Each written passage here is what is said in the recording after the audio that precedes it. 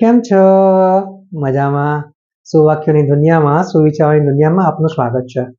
મારા મિત્રો, એવું કહેવાય છે કે વ્યક્તિ જ્યારે પોતાની સાથે સાથે બીજા અન્ય લોકોનો પણ વિચાર કરે છે ત્યારે તે વ્યક્તિ સાધારણથી મટીને અસાધારણ બને છે.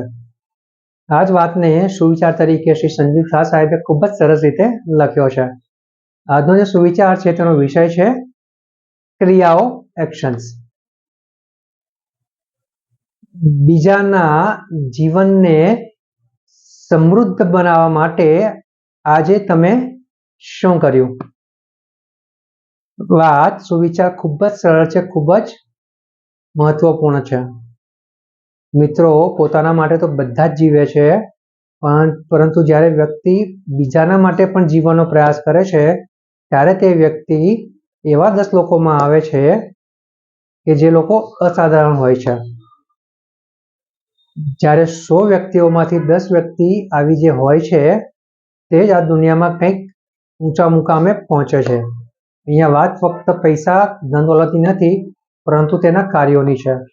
વ્યક્તિ જ્યારે પોતાના કાર્યો નક્કી કરે છે અને તેમાં સંકલ્પ લે છે કે હું મારું તો કરીશ જ, સાથે સાથે બીજા અન્ય લોકોનું પણ ભલું કરવાનો પ્રયાસ કરીશ અને કામ પણ કરીશ. જ્યારે આવો વિચાર, જ્યારે આવી ભાવના વ્યક્તિના જીવનમાં આવે છે, વ્યક્તિના દિલમાં આવે છે, વ્યક્તિના મનમાં આવે છે, ત્યારે તે વ્યક્તિ ઓર્ડિનરીથી એક્સ્ટ્રા ઓર્ડિનરી બની જાય છે.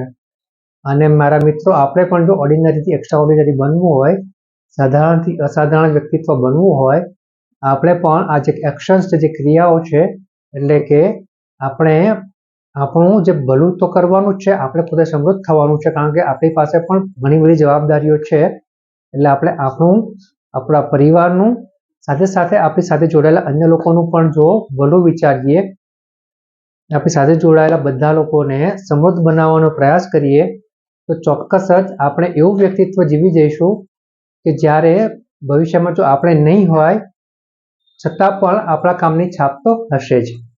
માટે મારા મિત્રો, આ જે ક્રિયાઓ છે, જે એક્શન છે, જેનો જે ગુણ છે, તે આપણે આપણા જીવનમાં, આપણા દિલમાં ઉતારીને, આપણા મનમાં ઉતારીને આપણે તેની ઉપર કામ કરવાનું છે અને આપણું જીવન વધારે સમૃદ્ધ બનાવવાનું છે. Thank you.